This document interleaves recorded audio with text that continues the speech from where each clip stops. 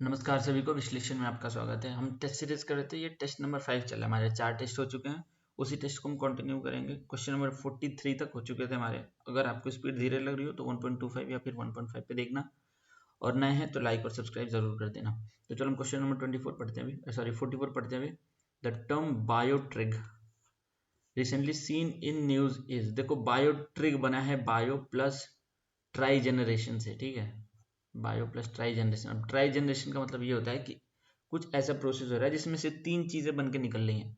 तो ये current affair का क्वेश्चन है, और ये इसलिए न्यूज में था कि जो वेस्ट है उसको हम पायरोलिसिस के मेथड से, पायरोलिसिस होता है जलाना, तो उसको 400 डिग्री टेम्परेचर से ज़्यादा पे जला के हम उसको यूजफुल बना रहे थे, इलेक्ट्रिसिटी बना रहे हैं, उससे हीट बना रहे हैं और कूलिंग, 3 चीज़ निकल रहा है, इसलिए इसका नाम ट्राई जनरेशन है। वहीं से बना है ट्रिग, ठीक है। अब हम पढ़ते हैं। New biofuel produced from triglycerides found in plants, नहीं, गलत है ये। Technology for trigeneration using bioenergy derived from organic matter, trigeneration देखो यही बता रहा था मैं, यही हो सकता है, देखते हैं। Method for triggering bioremediation process in contaminated environment, नहीं, गलत। System for tracking trigonometric function in mathematical computation, ये तो बिल्कुल ही गलत है, सर कोई लेना देना नहीं। तो यही है, ट्राई जनरेशन होगा इसमें। ये बेसिकली ये होता है ना, कंबाइंड, इसको सीसीएमपी भी कहते हैं, ठीक है। सीसीएमपी मतलब होता है कंबाइंड कूलिंग, हीटिंग और पावर, मतलब एक साथ में सब कुछ हो रहा है, 3 काम हो रहा है। तो ये ट्राई जनरेशन, ये वेस्ट बनाने मतलब पावर जनरेशन की अलग तकनीक है। आंसर देखते हैं इसका क्या दिया है। 44th का बी ही दिया है, ठीक है। तो इन्होंने अब पायरोलिसिस से बनाएंगे, ये बायोट्रिग मेथड है। अब देखो इसमें क्या क्या बनाएंगे, क्या क्या वेस्ट को यूज कर रहे हैं। Crop residue, food waste, animal manure, मतलब ये काफी ग्रीन टेक्नोलॉजी, अच्छी बात है, ये ऐसा कर लेते हैं अगर तो। और इसका जो बाई प्रोडक्ट निकलेगा उसका भी यूज कर लें हम, जैसे कि पायरोलिसिस के बाद जो बचेगा। 3 सिग्निफिकेंट एडवांटेजेस है इसके रूरल कम्युनिटी में, जैसे कि पहला बायोचार बनेगा, इसको हम खाद के रूप में यूज कर लेंगे मिट्टी में। उसके बाद जो बायो ऑयल निकलेगा इसका हम इलेक्ट्रिसिटी बना सकते हैं। और लास्टली जो बच रहा है सिन गैस होता है, इसको सिन गैस कहते हैं। तो इस सिन गैस का हम यूज करते हैं, जैसे फर्टिलाइजर बनाने में यूज कर सकते हैं, केमिकल और भी इंडस्ट्री में भी यूज करते हैं, जैसे कि इसका प्लास्टिक बनाने में भी हम यूज कर सकते हैं। तो कई सारे, इसका सब फायदा ही फायदा है, तो अच्छी टेक्नोलॉजी है। अगला प्रश्न पढ़ते हैं। In ancient India, in ancient and medieval India, the term agrahara refers to, Agrahara तो देखो उस वो था जो भूमि दान करते थे लोग, जो ब्राह्मण्स थे उस टाइम पे, तो उस जमीन को कहते थे अग्रहारा। तो देखते हैं। Military outputs established to defend border, गलत। Fortified cities build to withstand invasion, एक और होता है एग्रोनोमो ही होता है, वो मॉडर्न पीरियड से रिलेटेड है, तो उसका काम होता है रेवेन्यू कलेक्शन, इरिगेशन डिपार्टमेंट देखना, तो वो दूसरा है, मिलता जुलता है, इसलिए मैंने बता दिया।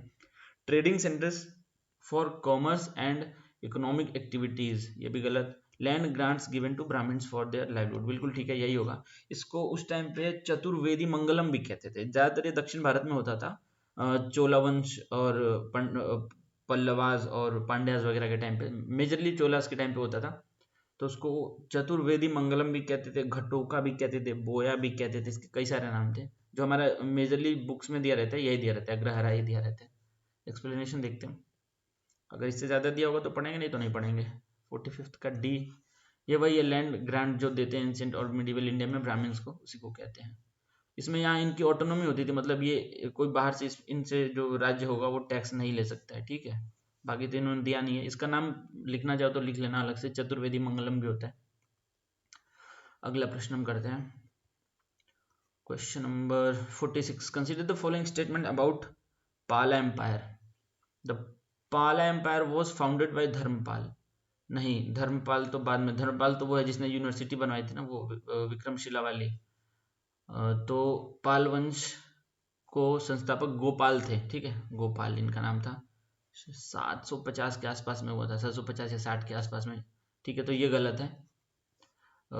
Palas were great patrons of Buddhism, बिल्कुल ठीक है, इनके टाइम पे ही बना था वो विक्रमशिला यूनिवर्सिटी। और भी बुद्ध विहार वगैरह भी बनवाए थे इन्होंने कई सारे, तो ये ठीक है। दूसरा, पाला ruler Gopal revived Nalanda university and founded Vikramshila university. देखो इन्होंने इंटरचेंज कर दिया फिर से, जैसे हम ऊपर कई सारे क्वेश्चन में देखे ना, तो यहाँ पे अगर हम धर्मपाल कर दें तो ये सही हो जाएगा। नालंदा यूनिवर्सिटी धर्मपाल ने बनवाया था और रिवाइव किया था नालंदा यूनिवर्सिटी को, और बनवाया था विक्रमशिला यूनिवर्सिटी को, तो ये गलत है। जिसको बख्तियार खिलजी ने जला दिया था बाद में मिडिवल टाइम पे। तो ये वाला गलत है, ये सही है, इसका दूसरा सिर्फ सही है, तो इसका आंसर 1 ओनली हो जाएगा। देखते हैं आंसर हम,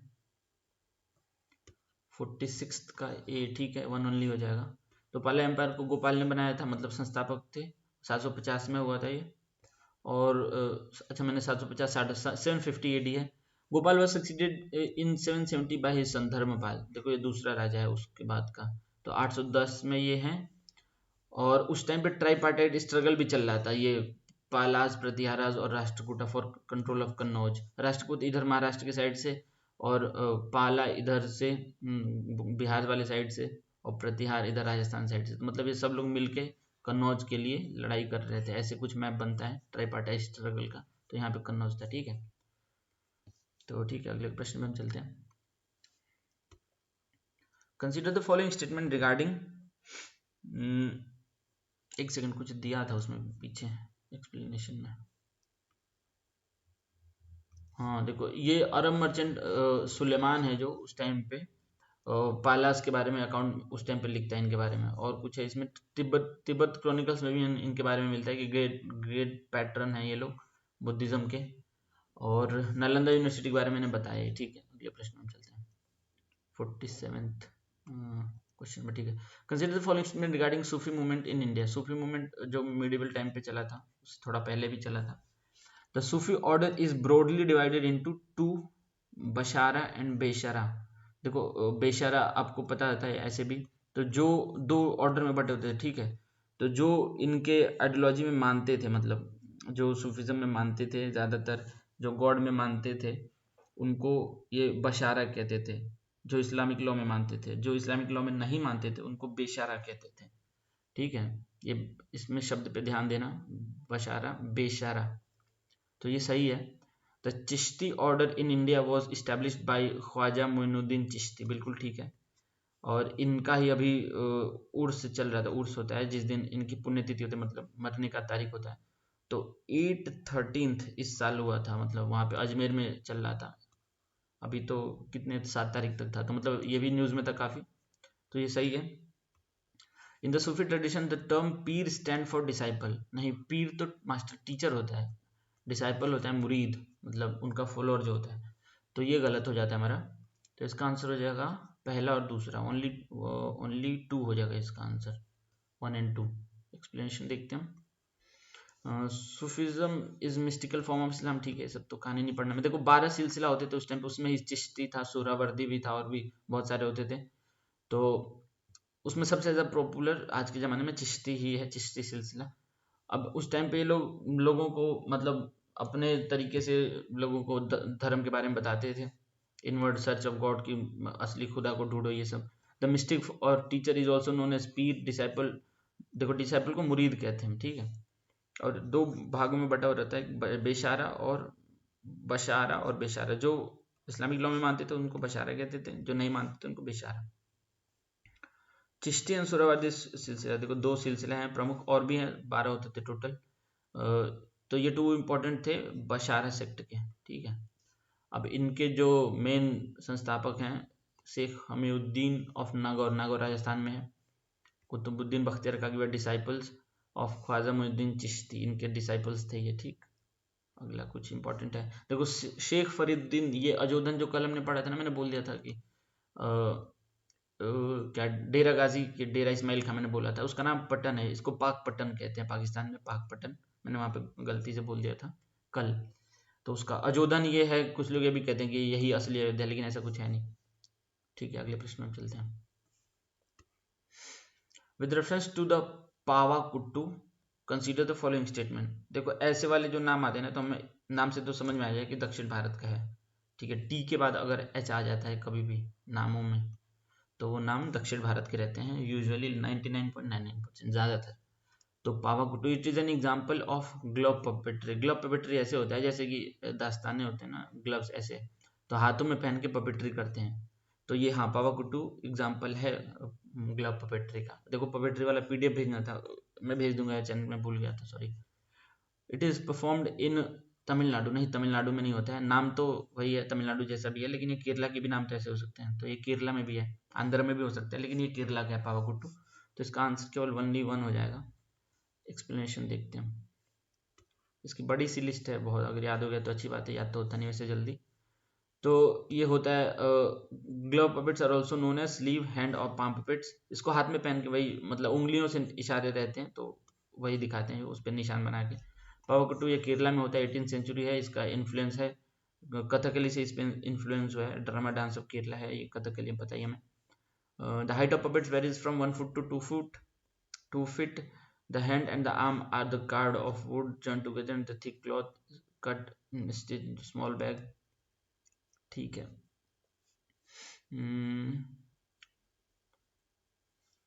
ठीक है, अगले प्रश्न में चलते, कुछ है नहीं वैसे स्मॉल इम्पोर्टेंट।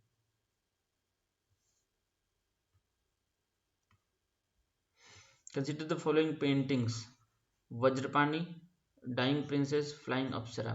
पूछा क्या है, how many of the above paintings are found in Ajanta caves. देखो अजंता केव्स में ये वज्रपाणी तो है, ठीक है, बिल्कुल पक्का है। एक वज्रपाणी होता है, एक पद्म पानी। पद्म पानी वो होते हैं जो उनके हाथों में कमल होता है, ठीक है, और उनको माना जाता है कि मतलब बोधिसत्व हैं, बहुत दयालु हैं पद्म पानी। तो ठीक है, ये तो वज्रपाणी तो है ही। डाइंग प्रिंसेस भी है, डाइंग प्रिंसेस ये वहाँ पे वो हैं जो गौतम बुद्ध के भाई थे, नंद नाम था उनका, उनकी धर्मपत्नी जब वो मॉन्क बन गए थे, बौद्ध मॉन्क बन गए थे, तो उस वो मतलब रो रही थी शायद, उनका नाम सुंदरी है, तो उनका भी बना हुआ है इसमें चित्र, तो ये भी सही है। फ्लाइंग अप्सरा ये भी बिल्कुल ठीक है, ये मेडिटेशन के टाइम पे आता है कहीं पे वहाँ पे। तो ये तीनों है, तो इसका आंसर हो जाएगा ऑल 3। देखते हैं एक्सप्लेनेशन। 49th का सी ठीक है। अजंता के पेंटिंग महाराष्ट्र में है और यूनेस्को हेरिटेज साइट का दर्जा भी मिला हुआ है। इसमें टोटल 29 केव्स हैं अलग अलग टाइम के, मौर्य गुप्ता शुंग पीरियड के। और इसमें क्या है, फीमेल फिगर्स है, यूनिक हेयर स्टाइल, बुद्धिज्म, जातक स्टोरी है, लाइफ ऑफ बुद्धा वगैरह है यहाँ पे। देखो इसमें इंपॉर्टेंट पेंटिंग्स कौन कौन सी है, पद्म पानी है, वही जो बता रहे थे, इनको अवलोकितेश्वर भी कहते हैं, चाइना में इनको लोकेश्वर भी कहते हैं। वज्रपाणी है ही, मंजूश्री सीन्स फ्रॉम द जातक कहानियां हैं। डाइंग प्रिंसेस वो कहानी मैंने बताई, इनके भाई थे, उनकी पत्नी है ये, सुंदरी नाम था इनका। और फ्लाइंग अप्सरा है ये, ठीक है। अगला प्रश्न हम करते हैं। Consider the following pairs artefacts in the valley site, red sandstone male torso. Red sandstone male torso मिला था हड़प्पा में, तो ये गलत दिया है।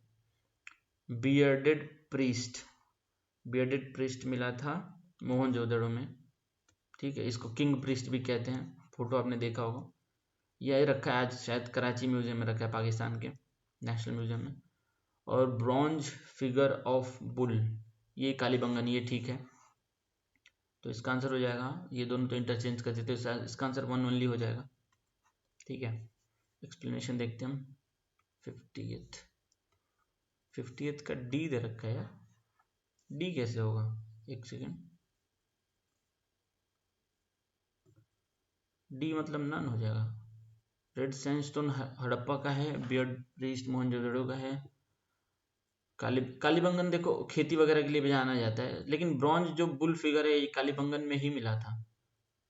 ये दोनों तो गलत दिया है, तो इसका आंसर 1 ओनली होना चाहिए, पता नहीं कैसे डी दिया इन्होंने। एक्सप्लेनेशन पढ़ते हैं। Harappa Pakistan on the bank of river Ravi, ठीक है, तो यहाँ पे 2 rows of 6 ग्रेनरीज मिले थे, मदर गॉडेस फिगर मिला था, वीट बार्ले वुडन मोटर, ठीक है। हमें देखना है dog chasing a deer in bronze, red sandstone male torso, ये मिला था हड़प्पा में, तो ठीक है, ये वाला गलत दिया था। आगे देखते हैं। मोहनजोदड़ो ये भी पाकिस्तान में ऑन रिवर बैंक, ये रिवर कौन से नदी के किनारे ये भी याद रखना। मोहनजोदड़ो इंडस पे, हड़प्पा रावी नदी के किनारे। The Citadel great bath great granary post, इसका भी मैं भेज दूंगा एक इमेज या पीडीएफ, उसमें दिया है कहाँ पे क्या मिला था, किस जगह पे क्या मिला था, किस लिए कौन सा जगह इंपॉर्टेंट है, बहुत इंपॉर्टेंट है, हर 1-2 क्वेश्चन तो पूछ ही देता है। स्कल्पचर बियर्डेड प्रीस्ट, ये वही है king priest. And the famous bronze statue of dancing girl, dancing girl देखो ये भी पाकिस्तान में था, लेकिन भारत ने एक बार मांगा था वहां से, अभी रखा है नेशनल म्यूजियम दिल्ली में रखा है, ठीक है, अभी वापस नहीं, मतलब भारत में ही है ये। पशुपति सील ये भी वहां से मिला था, मोहनजोदड़ो से ही। ब्रॉन्ज फिगर ऑफ बुल, अच्छा इनके हिसाब से मोहनजोदड़ो में मिला है ब्रॉन्ज फिगर ऑफ बुल, जो कि मुझे जहाँ तक याद है ये गलत लिखा है, ठीक है, इसको एक बार क्रॉस चेक जरूर कर लेना। ये कालीबंगन में ही मिला था, कालीबंगन जो कि भारत के राजस्थान में है। अगले प्रश्न में हम चलते हैं। इसका आंसर मेरे हिसाब से ए होना चाहिए, इन्होंने डी दिया है तो मुझे नहीं पता क्यों। अगला प्रश्न करते हैं हम, एक दो क्वेश्चन और करके बंद कर देंगे। कंसीडर द फॉलोइंग स्टेटमेंट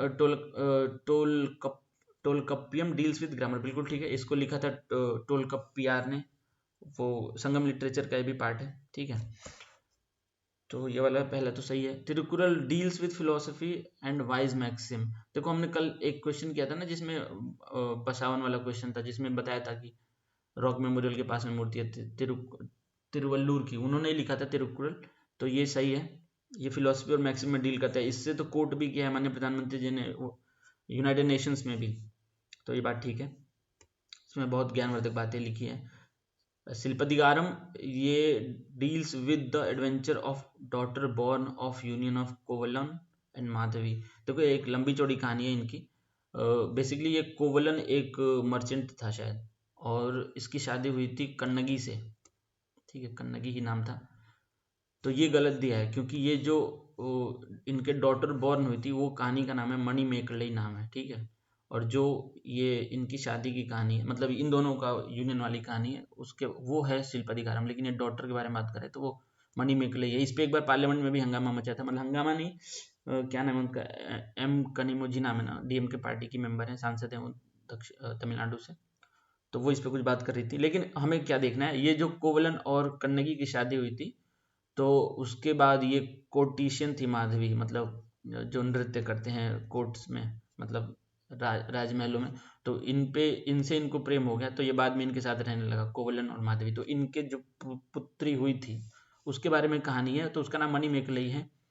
बाद में फिर ये माधवी के साथ ही अरे उसके साथ कन्नगी के साथ ही आ जाते हैं, शहर चेंज कर देता है, ये पुहार में आ जाता है, शायद मदुरई में या पुहार में आ जाता है वहां पे, तो उसके उसके बाद इसके पे फिर से आरोप लगता है कि इसने चोरी कर लिया है। वहां के राजा के पास जाते हैं लोग, तो राजा के पास सिद्ध करने के लिए कन्नगी शायद कुछ बातें बोलती है, जो भी होता है, तो उसके बाद राजा मान जाता है कि हाँ मैंने गलती की, फिर राजा खुद को ही दंड देता है, वो वाली कहानी है शिल्पाधिकारम, ठीक है।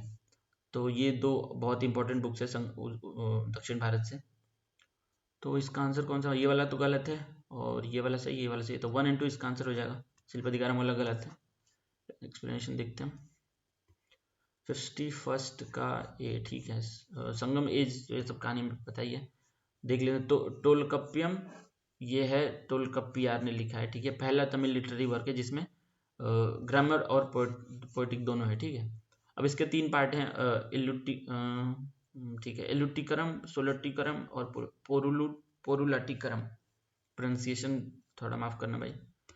तो another important Tamil text deals with philosophy and wise maxim, इसको तिरुकुरल कहते हैं, ठीक है। आगे देखते हैं हम, इनका नाम नहीं लिखा, तिरुवल्लुर ने लिखा था जहाँ तक मुझे याद आ रहा है। और तमिल शिल्पाधिकारम के बारे में मैंने बता ही दिया पूरा, ये पढ़ लेना, वही कहानी लिखा होगा, इसको लिखा था इलांगो अडिगल ने, ये बात याद रखने वाली है।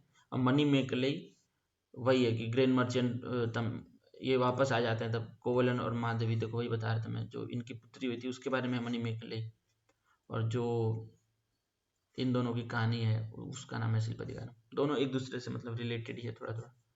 अगले प्रश्न पे हम चलते हैं, या फिर इसको बंद करते हैं, टाइम हो गया, कहीं जाना है अभी। चलो, thank you very much for watching, like और सब्सक्राइब कर लेना, बाकी अगले सेशन में कंटिन्यू, 2 से 3 सेशन में खत्म हो जाएगा। Thank you.